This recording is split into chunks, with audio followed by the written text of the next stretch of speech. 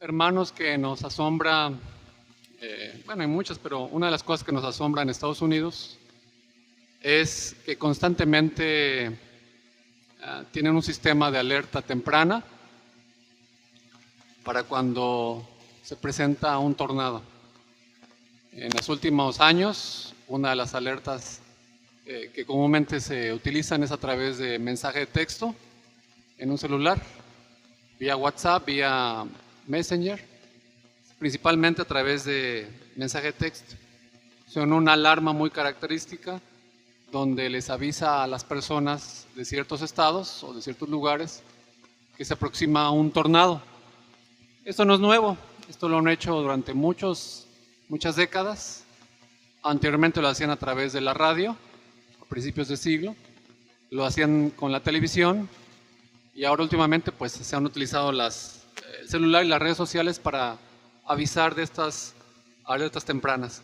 Y eso también lo encontramos en letreros que están pegados en los aeropuertos, en los centros comerciales, y dice refugio para tornados. Es ahí donde la gente puede y debe correr para refugiarse ante un evento tal.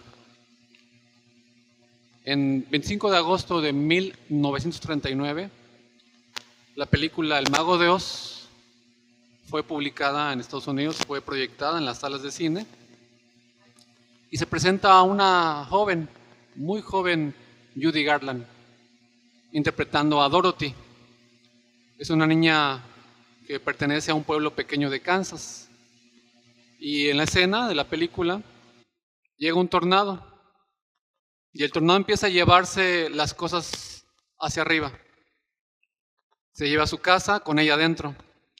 Y a medida que el tornado va tomando forma y fuerza, dando círculos, y va subiendo Dorothy dentro de su casa, ve pasar un árbol y después ve pasar una casa. Y después ve pasar a un gallinero en círculos, ascendiendo hacia arriba. Y después ve pasar a una señora sentada que está tejiendo. Y después una vaca y otra vez el árbol. Y después ve otra vez la casa de antes y después otra vez a dos señoras. Y después ve a dos hombres que están remando en una barca. Y a medida que va ascendiendo, hermanos, dando círculos y subiendo hacia arriba, nuevas cosas van apareciendo en esta escena donde está Dorothy. Al final de la escena cae en tierra la casa y está en el reino de Oz. Todo esto es para ilustrar de algún modo lo que Juan está haciendo al entregarnos esta carta, capítulo 4. Toda la carta de Juan, pero específicamente ahorita que estamos en el capítulo 4. Y hemos estado analizando, hemos estado repasando esta primera carta de Juan. Y nos sentimos dentro de un torbellino, de un tornado, en el que Juan nos está llevando de esta forma de pensar completamente hebrea, circular. No es una forma de pensar mexicana o occidental, donde nosotros tenemos de un punto lineal a otro punto. En la literatura hebrea, en el concepto hebreo, es a través de un punto empezar a dar círculos, círculos y círculos, como en un tornado.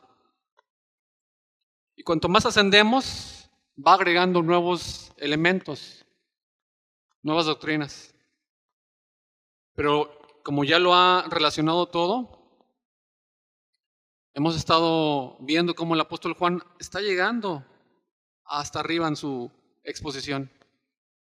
Y estos pensamientos, estas ideas cada vez son más grandes, cada vez son más excelsas. Nos va adentrando dentro de la forma de pensar del reino de los cielos. Juan nos habla, hermanos, de lo que él ha visto y oído. ¿Recuerdan?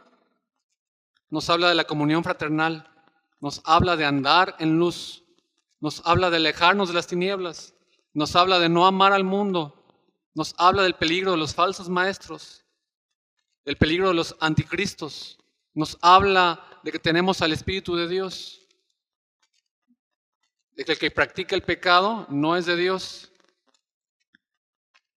y que el que es de Dios no está en pecado. ¿Recuerdan todas estas doctrinas que hemos estado repasando?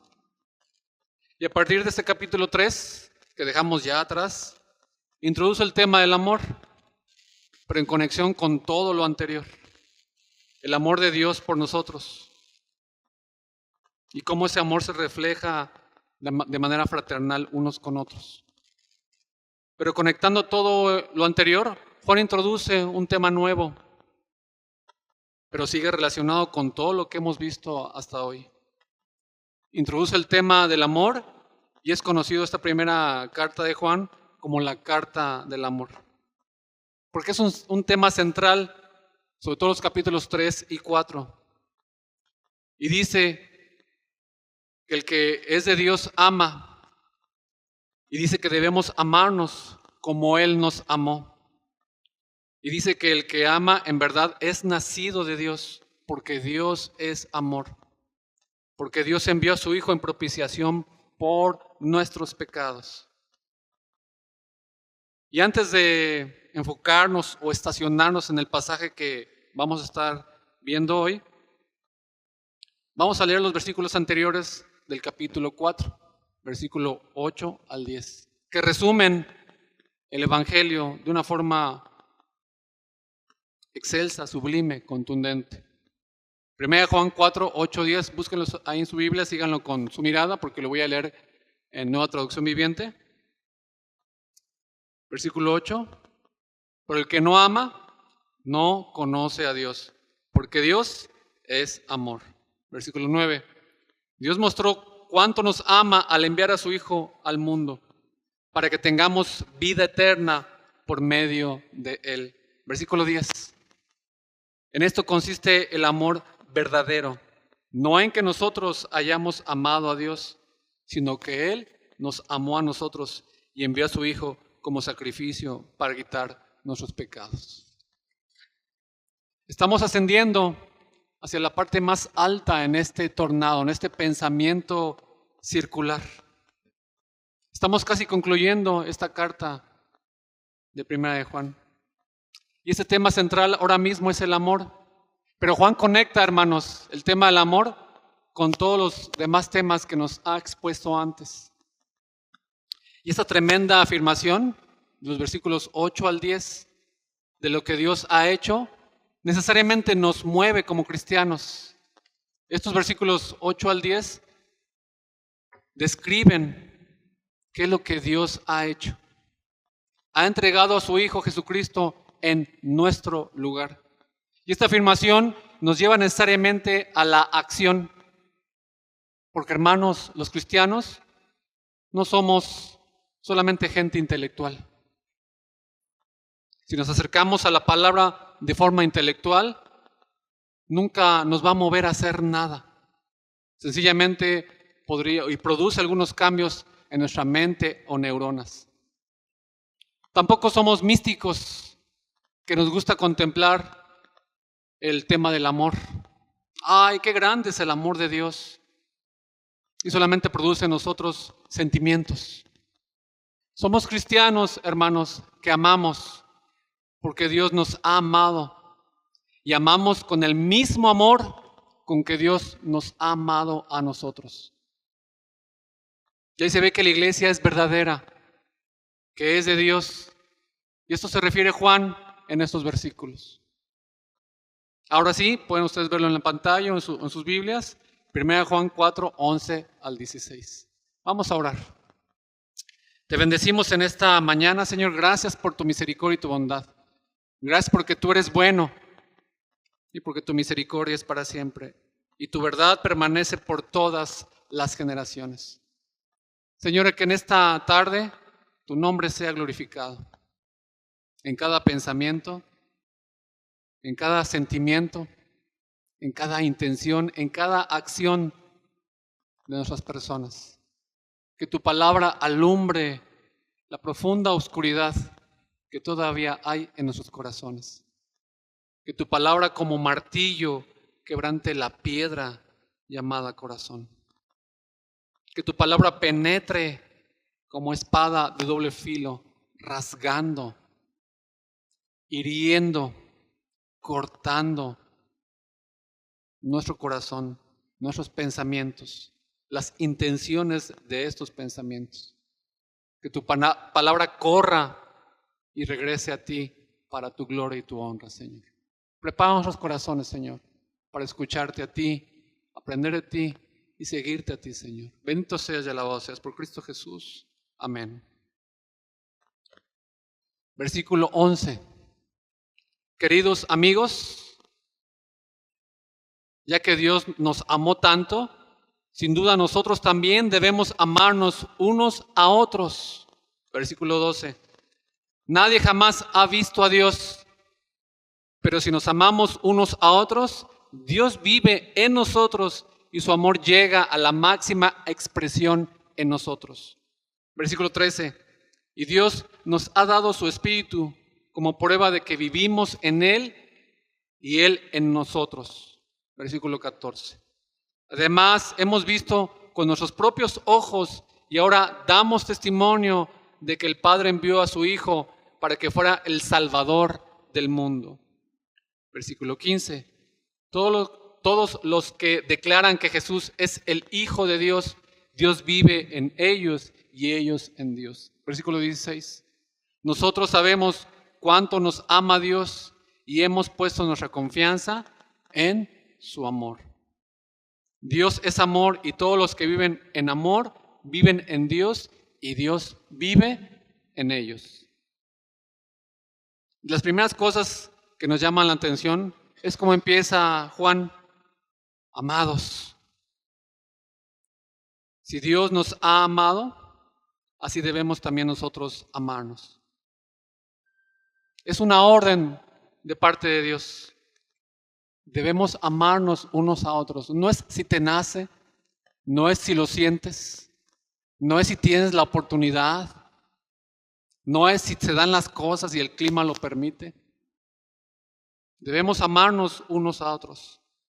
Tristemente, cuando observamos mucho del cristianismo hoy en día, parece que es un cristianismo consumista, que solamente se acerca a Dios para exigirle a Dios: Dios, tú debes de hacer o darme esto.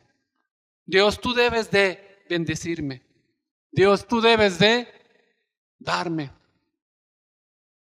Pero en la palabra vemos claramente cómo es Dios el que nos dice a nosotros: debemos amarnos los unos a los otros. Nos está presentando una exigencia de parte de Dios. Una responsabilidad del parte del cristiano es esta. Si realmente eso es lo que Dios ha hecho contigo, eso es lo que Dios está esperando de ti. Este es el fruto lógico de la vida del cristiano. ¿Cuál? Que ames a tus hermanos de la misma manera en que Dios te ama a ti. El cristiano consumista solo está esperando lo que Dios va a hacer por él, lo que Dios hará. El cristiano bíblico se centra en recordar lo que Dios ya ha hecho. No pienses tanto en lo que Dios hará y medita en lo que Dios ha hecho, porque eso es lo que nos va a mover a la acción, al compromiso, a la obediencia. Debemos también nosotros amarnos, y es tremenda la afirmación de Juan, hermanos, en esos pasajes. Versículo 12, Dios permanece en nosotros. Qué tremenda afirmación. Cuando se habla de permanecer, parece que el verbo preferido del apóstol Juan es permanecer. De hecho, es el autor bíblico que más utiliza este verbo, el verbo permanecer. Lo usa en el Evangelio de Juan 40 veces. Y en esas cartas de primera de Juan, que son breves, que son la primera, segunda y tercera de Juan, usa el verbo permanecer 27 veces. Y hasta ahora lo que llevamos de esta carta han sido muchas veces el verbo permanecer. Juan nos exhorta a permanecer en luz. Nos dice que la palabra debe permanecer en nosotros. El que no ama a su hermano permanece en muerte. Pero el que ama a su hermano, la simiente de Dios permanece en él. Que el que de verdad es de nosotros, permanece con nosotros. Que hemos de permanecer en el Hijo y en el Padre.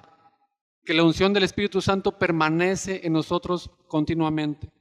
Juan usa el verbo permanecer, porque la vida cristiana, hermanos, tiene que ver mucho con la permanencia, con la constancia, con la consistencia. No podemos ser cristianos de un día o dos. No puede ser algo emocional que nos emociona por un momento. La palabra de Dios describe la vida cristiana como un permanecer, como un constante. Yo soy la vid y vosotros los pámpanos. Muchas dificultades de la cosmovisión ahora cristiana es tener un pensamiento de que el domingo es día del Señor, pero de lunes a sábado es día mío. Y podemos y decimos, esto es santo y esto es profano. Esto es espiritual y esto es secular. Como si el Señor Jesucristo no reclamara cualquier rincón del universo, diciendo, esto es mío, me pertenece. Y se manifiesta muchas veces, hermanos, los domingos. El día de servicio del Señor no es el domingo, son todos los días. De ahí que mucha gente el domingo ni siquiera viene, como resultado de un desprecio, de una desconexión, de una falta de entendimiento que el Señor es su dueño y Señor de mi vida, de mi tiempo, de mis emociones, de mis pensamientos, de mi voluntad. Nosotros somos los pámpanos, hermanos, y estamos llamados a permanecer. ¿Recuerdan la parábola del sembrador? Hay semilla que cae en el camino y no permanece. Hay semilla que cae entre pedregales y parece que crece, pero no tiene raíz y no permanece. Hay semilla que cae entre la cizaña y parece que crece, pero la cizaña la ahoga y no permanece. Pero hay semilla que cae en buena tierra y permanece y da fruto, y fruto en abundancia. Juan nos está recalcando, hermanos, nos está recordando que hay algunos que se llaman cristianos y salen de entre nosotros para mostrar que nunca fueron de nosotros. Pero que la vida cristiana, en su relación con Dios, tiene que ver con permanecer. El verdadero cristiano echa raíces, dará fruto en abundancia para la gloria de Dios. Pero Juan quiere elevar nuestro pensamiento todavía más. Y en este pasaje el énfasis es otro. Aunque Juan habla mucho de permanecer en toda su carta, ahora no nos está hablando tanto de nosotros, permaneciendo en la luz o en la verdad. Está introduciendo un concepto, una idea que es tremenda. Nos está hablando de que es Dios el que permanece. Dios permanece en los que Dios habita o está. Dios mora con nosotros. Dios habita entre nosotros. Dios se muestra de forma presente, continua, evidente, palpable entre su pueblo, entre la iglesia. Nosotros permanecemos en la verdad, permanecemos en la luz, porque Dios permanece en nosotros. Porque Dios permanece en nosotros, como resultado, ¿cuál es? Nosotros permanecemos en Dios. No pienses que tú eres el que estás aferrado a Dios, el que tú te sostienes de la mano de Dios. Es Dios quien te sostiene. Como criaturas, la resultante, ¿cuál es? Nosotros reaccionamos, nosotros obedecemos en consecuencia. En este pasaje Juan nos presenta evidencias que nos están diciendo que nosotros permanecemos en Dios y Dios permanece en nosotros. 4 evidencias nada más que vamos a estar revisando en esta tarde. La primera evidencia que ya hemos mencionado aparece en el versículo 12. Pueden ustedes verlo en su Biblia o verlo aquí en pantalla. La evidencia del amor de Dios. Allá donde está el amor de Dios, Dios está presente. Donde Dios está presente, ¿Qué es la causa? ¿Cuál es la consecuencia? El amor de Dios entre nosotros. Podemos estar viendo las dos caras de la misma moneda. Y el énfasis en toda esta sección es el amor de Dios. Pero este tema ya viene de atrás. Si miras el versículo 7, dice Juan, amémonos unos a otros, porque el amor es de Dios. Todo aquel que ama es de Dios. Pero ahora Juan es incluso más enfático, versículo 11. Debemos también nosotros amarnos unos a otros. Así que la primera evidencia que Juan nos presenta es la presencia de Dios, Dios entre nosotros. Es gracias a que Dios está entre nosotros que el amor de Dios es una realidad. Y como Juan tiene esta forma de pensar circular, ¿recuerdan? Torbellino. El primer argumento va a ser también el último. Versículo 12. Si nos amamos unos a otros, Dios permanece en nosotros. Versículo 16.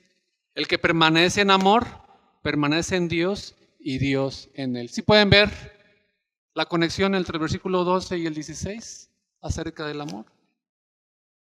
Esa sección empieza con el amor de Dios y acaba con el amor de Dios. El amor de Dios produce tal cambio y tal nueva naturaleza en el cristiano que el cristiano empieza en consecuencia a amar tal como Dios ama.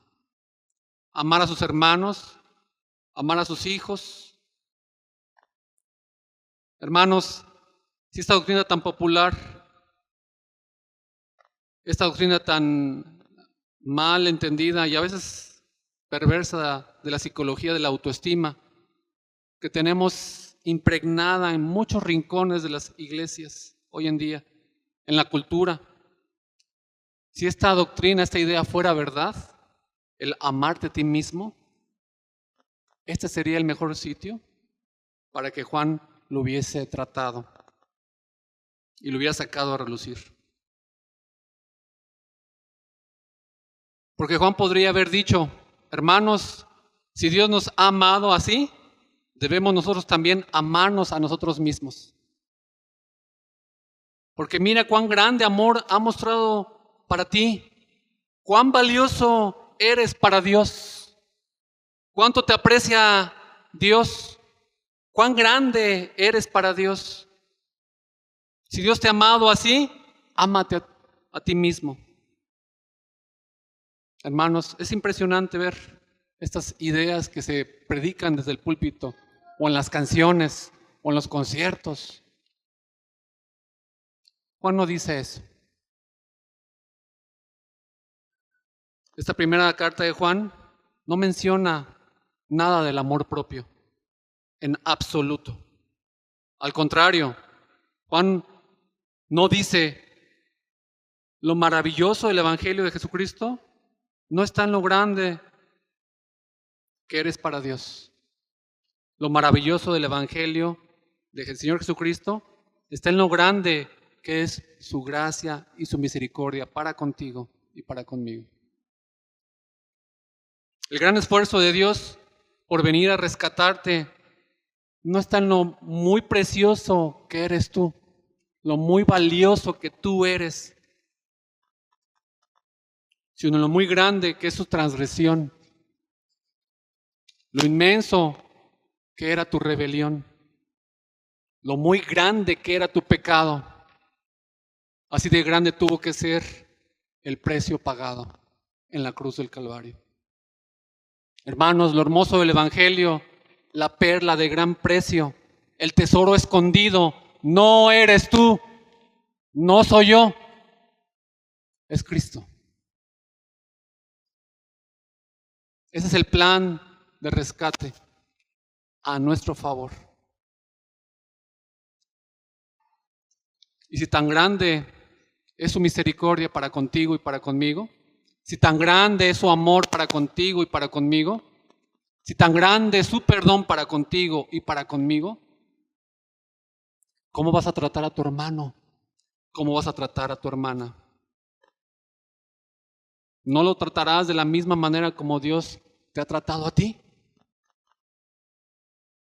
Si en verdad entiendes y conoces tu transgresión y en verdad conoces su gracia, ¿No vas a ofrecer ese mismo perdón y esa misma gracia a tu hermano, a tu hermana? ¿Recuerdan la parábola de los dos deudores? Se presenta uno delante del rey, clamando ya que le debía 10,000 talentos, ¿recuerdan? Una cantidad impagable, imposible de pagar. Él suplica y el rey perdona, y aquel hombre sale contento del palacio, de la presencia del rey.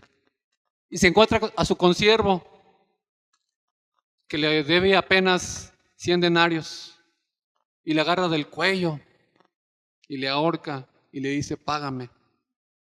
¿Qué hace el rey cuando se entera, hermanos? Lo echa en prisión, junto con todo lo que él tiene, y no lo perdona. Hermanos, ¿cuántas veces hemos orado?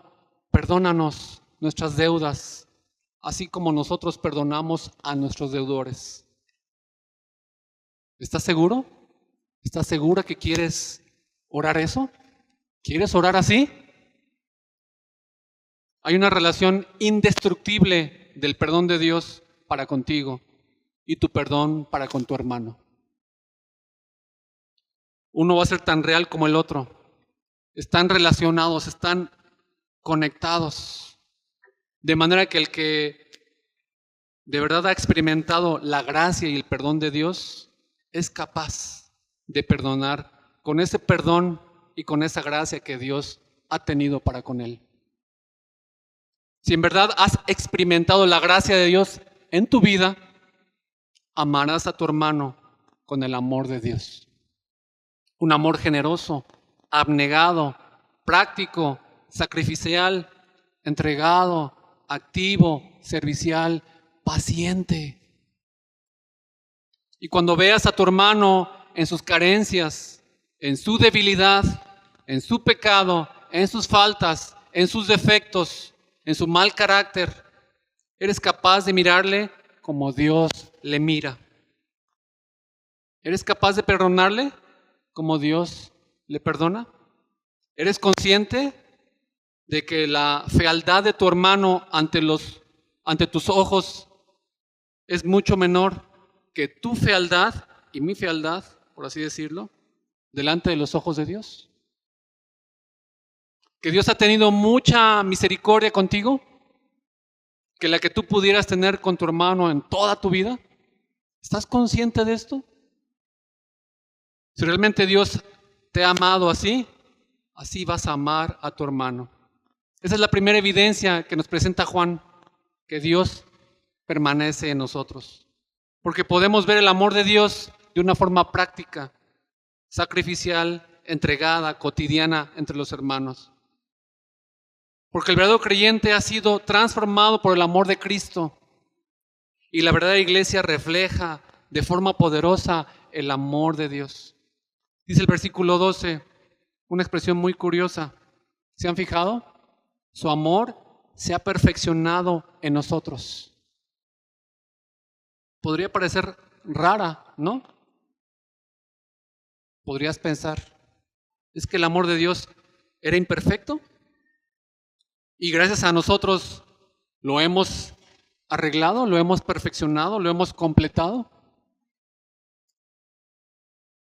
No va por ahí, hermanos, de ninguna manera.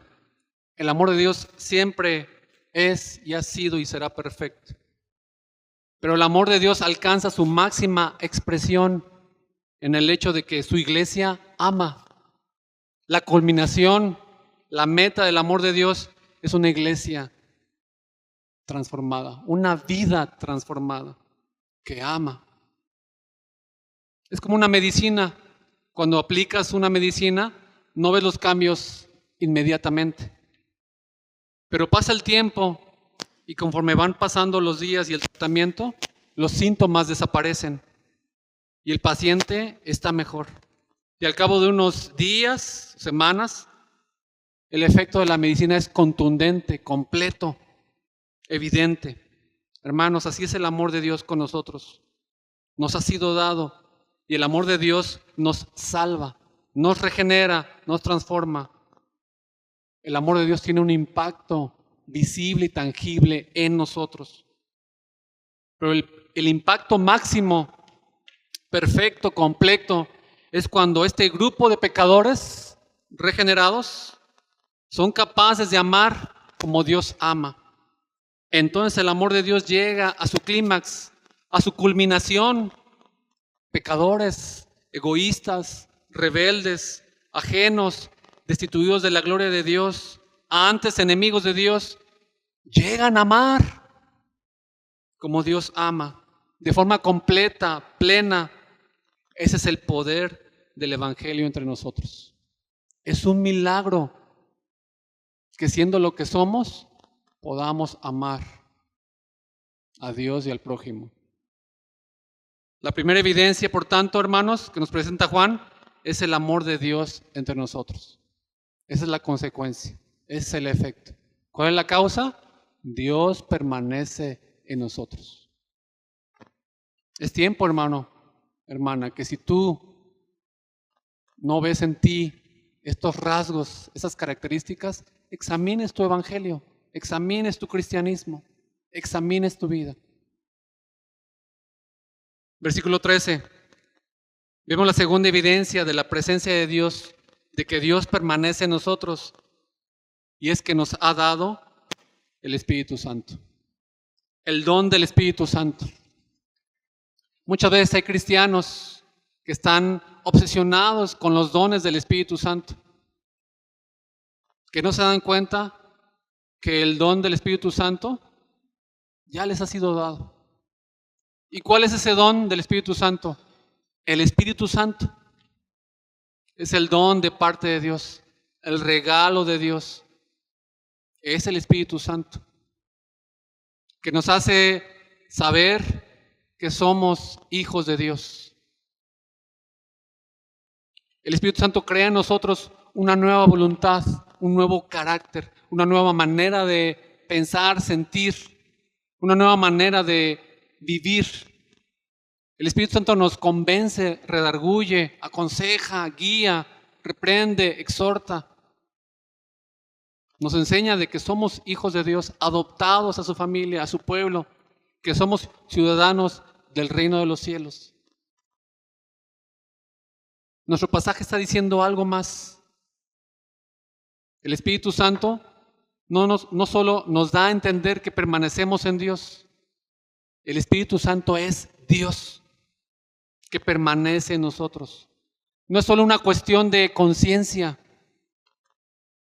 que es verdad que el Espíritu Santo transforma nuestra conciencia. También el Espíritu Santo es Dios en nosotros desde siempre.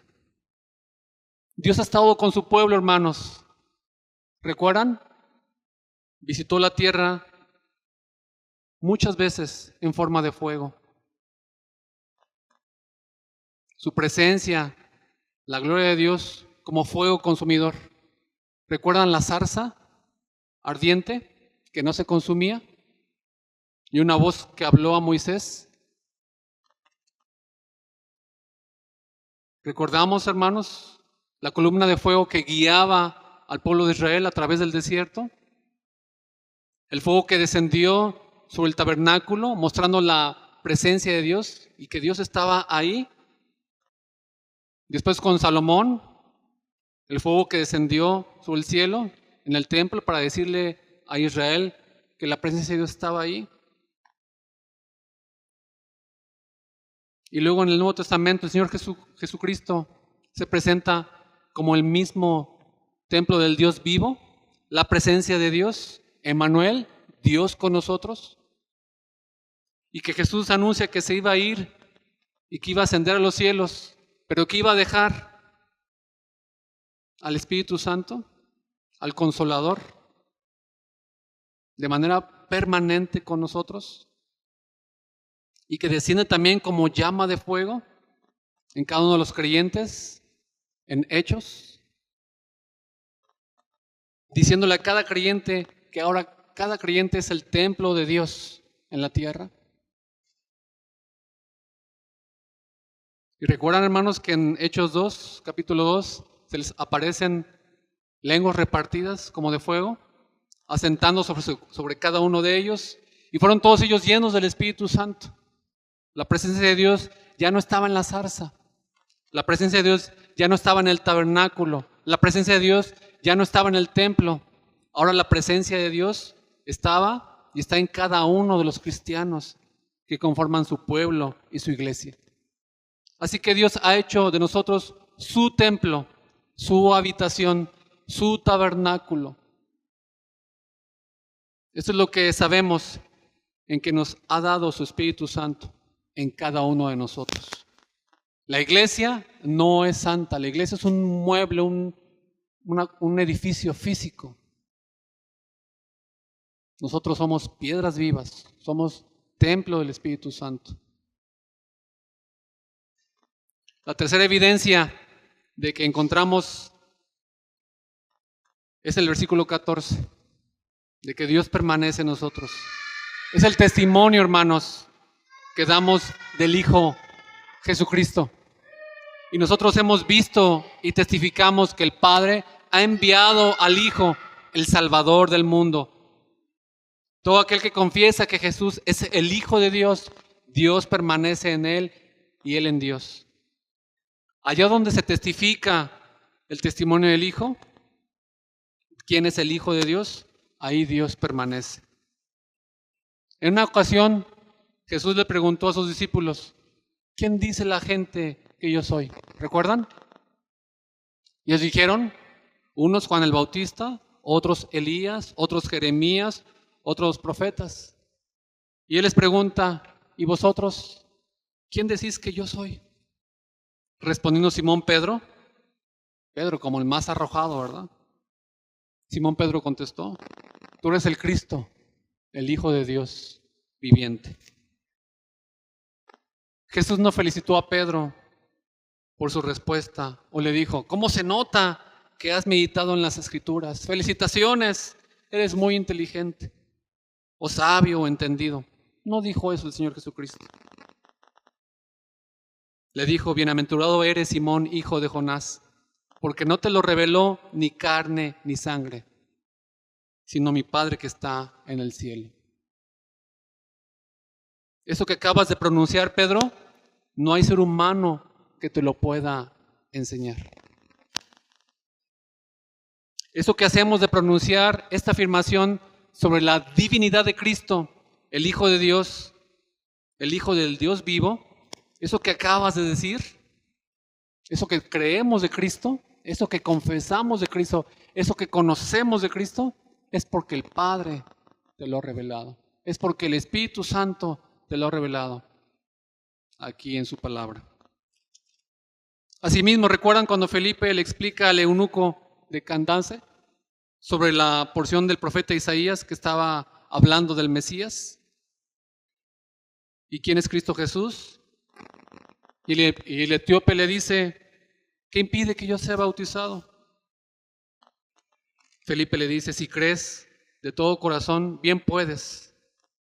Leemos la declaración del etíope, creo que Jesucristo es el Hijo de Dios. Es una obra del Espíritu Santo, es una obra de Jesucristo, es una obra de Dios Padre en el corazón de cada ser. Dice Juan que en estos versículos testificamos que el Padre envió al Hijo. Testificamos que Jesús es el Salvador del mundo. Testificamos que el Hijo es Dios. Y todo el que testifica en esto, que cree que es Dios mismo que nos hace testificar.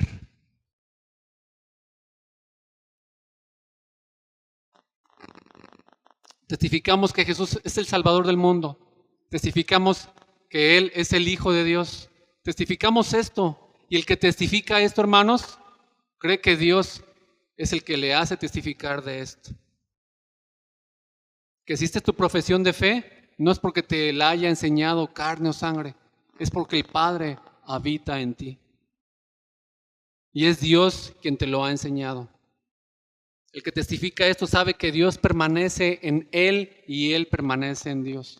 Y nosotros, como somos buenos teólogos, o nos gusta estudiar y nos gusta la doctrina, a lo mejor podrías estar pensando, Esta afirmación es importante, pero es muy cortita. Es muy poquito. Es una confesión de fe muy pequeñita. Creo que Jesucristo es el Hijo de Dios. ¿Se acuerdan de la de Pedro? Tú eres el Cristo, el Hijo de Dios viviente. Hermanos, gracias a Dios, no somos salvos por nuestra doctrina reformada, como tampoco somos condenados por nuestra mala doctrina, si así fuese el caso. No voy a decir que la doctrina no sea importante, es importante. Hemos de ser cristianos bíblicos que estudian la palabra, que estudian el libro. Hemos de aprender la doctrina reformada y hemos de aplicar la doctrina porque nos va a enseñar a vivir en santidad para con Dios. Para muchos grupos evangélicos se dice que esto no es prioritario, refiriéndose a la doctrina, y menos si es reformada. Eso no es importante para la salvación. Habrán escuchado ustedes decir eso. Hermano, hermana, es que lo más importante, y grábate bien eso en tu cabeza, hermano, hermana, lo más importante no es tu salvación. Te equivocas si juzgas los temas según lo que sirve para la salvación o no. Lo más importante no es tu salvación. Lo más importante es la gloria de Cristo, la gloria de Dios.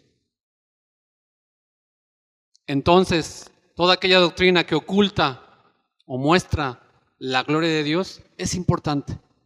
Tenemos que analizarlo.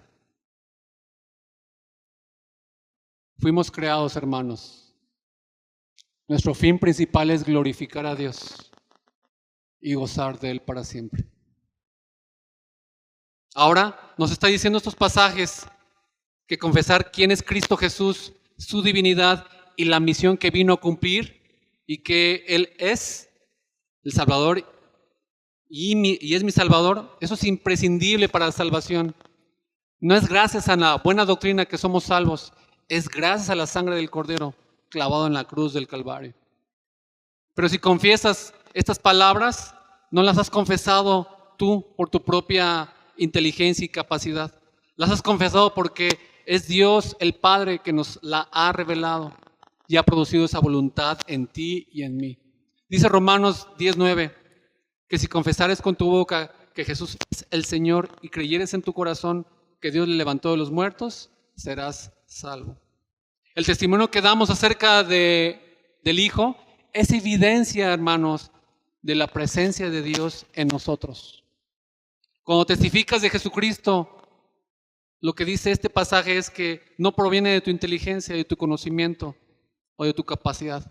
Proviene enteramente y absolutamente de parte de Dios. En Pentecostés, como hemos leído, la iglesia recibe el Espíritu Santo. ¿Y qué es lo primero que hace la iglesia en Pentecostés? ¿Recuerdan? Predicar a Jesucristo, el Hijo de Dios. Dice que empezaron a hablar en lenguas. La palabra es dialecto, que tiene que ver con estructura. No es hablar arrasabadabada consonantes, eso no tiene nada que ver con el don de lenguas. Es un lenguaje que podían entender los diferentes judíos que vivían en diferentes países o regiones. Y los extranjeros escuchaban el mensaje y asombrados que decían que les oímos hablar en nuestras lenguas las maravillas de Dios. Qué milagro, hermanos, que aquellas personas que no habían aprendido esos idiomas empezaron a hablar en esos idiomas y entendían todos los extranjeros el mensaje de Dios predicado, las maravillas de Dios en su propio idioma. Y hoy en día hay tantos cristianos obsesionados con el don de lenguas que no se dan cuenta que es gracias al Espíritu de Dios que tienen el don de lengua. Sí, lo he dicho bien. Todos los cristianos tenemos el don de lengua, testificar de Cristo, lo cual es gracias al Espíritu Santo que opera en nosotros. Somos capaces de decir quién es Cristo Jesús y el poder del Evangelio sigue transformando. No pienses que lo que dices del Hijo proviene de ti. El testimonio proviene gracias a la obra del Espíritu Santo en tu corazón. Todo aquel que confiese que Jesucristo es el Hijo de Dios, Dios permanece en él. Esa es la evidencia. Última evidencia que encontramos también en el pasaje, versículo 16. ¿Me siguen? Y nosotros hemos conocido y creído el amor de Dios. Hemos creído el amor que Dios tiene para con nosotros. Dios es amor, y el que permanece en amor permanece en Dios y Dios en él. Y la última evidencia de que nos muestra Juan es una fe viva. Hemos conocido y creído la palabra. ¿Vemos la progresión, hermanos? No basta con un conocimiento intelectual nada más, o con un conocimiento superficial. No basta con conocer el mensaje. Hemos conocido y hemos creído este mensaje del que Juan nos está hablando, del amor de Dios para con nosotros. No solo somos astrónomos, permítanme ilustrar esta idea. No solo somos astrónomos del amor de Dios. ¿Qué hace un astrónomo? Estudia. La astronomía es la ciencia que estudia las estrellas. Metafóricamente hablando, no somos solo astrónomos del amor de Dios. Los astrónomos miran las estrellas de lejos y las estudian. Nosotros somos astronautas del amor de Dios, porque hemos palpado, hemos vivido el amor de Dios, lo hemos experimentado. Hermanos, hermanas, hay muchos teólogos o estudiantes de la Biblia que solamente son astrónomos del amor de Dios. Hablarán muchas cosas, leerán o escribirán muchos libros y conocerán muchos libros del amor de Dios, pero no son creyentes. Nosotros hemos conocido y creído ese amor de Dios para con nosotros. Qué tremendas las afirmaciones del apóstol Juan que encontramos en este pasaje, tan breve, en tan pocos versículos. Conocemos el amor de Dios por la palabra. Recibimos el amor de Dios por medio del Espíritu Santo. Creemos el amor de Dios por medio de la fe. Testificamos del amor de Dios expresado en el Hijo. Amamos con el amor de Dios en la iglesia. Y después de trazar este círculo, Juan vuelve al mismo tema para concluir este pasaje. El amor de Dios entre nosotros, tal como empezó, la evidencia plena del amor de Dios entre nosotros. El versículo 11 dice, así debemos nosotros amarnos unos a otros. Y ahora el versículo 16 acaba diciendo, Dios es amor. Y el que permanece en amor, permanece en Dios y Dios en él. Como han estado siguiendo sus Biblias muy de cerca, tal vez estén preguntándose, Rolando, te estás saltando una frase. No la he saltado, no me la he saltado. La he dejado al final, como el postre o la cereza del pastel. Y podrías pensar, ¿qué hace esa frase ahí? Pongan atención, versículo 12. Nadie ha visto jamás a Dios. ¿Sí dice así? Nadie ha visto jamás a Dios. Juan está hablando del amor de Dios.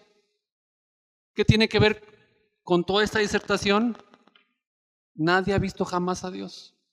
Ya sabemos que nadie ha visto jamás a Dios. ¿Recuerdan la escritura? Cuando Moisés en Éxodo 33, ¿qué le pide a Dios? Déjame ver tu gloria, suplicó Moisés. ¿Qué le contesta el Señor? Voy a hacer pasar toda mi bondad delante de ti, y delante de ti pronunciaré mi nombre. Tendré misericordia de quien yo quiera y tendré compasión también de quien yo quiera. Pero te aclaro que no podrás ver mi rostro, porque ningún hombre podrá verme y seguir viviendo. Dijo también el Señor, mira aquí, junto a mí hay un lugar, ponte en pie sobre la roca. Cuando pase mi gloria, te pondré en un hueco de la roca y te cubriré con mi mano hasta que yo haya pasado. Después quitaré mi mano y podrás ver mis espaldas, pero mi rostro no debe ser visto. Como si lo poco que Moisés vio de Dios, Moisés empezara a ser glorificado. Su rostro resplandecía. ¿Recuerdan cuando Felipe le dice al Señor en Juan 14:8 al 12? Felipe le dice: Señor, muéstranos al Padre, con eso nos basta. Jesús le contesta: hace tanto tiempo que estoy con ustedes y tú, Felipe, ¿no me has conocido? El que me ha visto a mí ha visto al Padre. Entonces, ¿cómo entonces dices, muéstrame al Padre? Al Hijo es lo que vamos a ver del Padre. Juan 1:18, a Dios nadie le vio jamás. El unigénito Hijo de Dios que está en el seno del Padre, Él le ha dado a conocer. Y el apóstol Pablo en 1 Timoteo 6:16, el único que tiene inmortalidad, que habita en luz inaccesible, a quien ninguno de los hombres ha visto ni puede ver, a quien sean la honra y el imperio sempiterno. Amén. En un pasaje sobre el amor, Juan nos dice, hermanos, que a Dios nadie le ha visto jamás. Y en el versículo 12 dice, y esta vez podemos leerlo sin puntos y comas. Sabemos que los puntos y comas y las divisiones en los versículos, pasajes de la Biblia, no son inspirados, fueron agregados después. Y si lo lees de corrido, sin puntos y comas, dice así: nadie ha visto jamás a Dios. Si nos amamos unos a otros, Dios permanece en nosotros y su amor se ha perfeccionado en nosotros. Algunos traductores de las Escrituras se atreven a poner un pero en medio de la frase. Nadie ha visto jamás a Dios, pero si nos amamos unos a otros, Dios permanece en nosotros y su amor se ha perfeccionado en nosotros. Tiene mucha relación lo que Juan está diciendo. Nadie ha visto jamás a Dios, pero el mundo va a ver a Dios en nosotros, en el hecho de que nos amamos unos a otros. Nadie ha visto jamás a Dios, pero habita en el creyente. Nadie ha visto jamás a Dios, pero el Espíritu Santo transforma, renueva, regenera, cambia, forma el carácter del Señor Jesucristo en ti y en mí. Nadie ha visto jamás a Dios, pero la iglesia está llena de pecadores redimidos, transformados, gente egoísta que ahora puede amar con el amor que Dios tuvo por ellos. Nadie ha visto jamás a Dios, pero aquellos que tenían una deuda con Dios ha sido perdonada y ahora pueden perdonar de la misma forma en que fueron perdonados. Nadie ha visto jamás a Dios, pero el cristiano dice, como el apóstol Pablo: ya no vivo yo, ahora vive Cristo en mí. Nadie ha visto jamás a Dios, pero el Señor Jesús, que dijo, soy la luz del mundo, ahora nos dice, ustedes son la luz del mundo.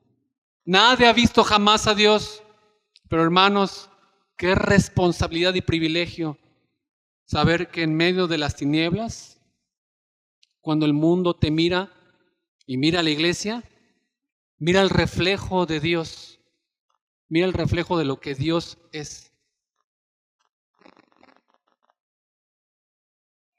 No es algo teórico, es algo auténtico cuando vivimos el Evangelio en su plenitud. Dios está presente entre nosotros, sus hijos. Nadie ha visto jamás a Dios y Él se ha manifestado a través de su Hijo, su cuerpo, su esposa, su iglesia, aquí en la tierra. Jesús dijo, yo estoy con vosotros hasta el fin del mundo.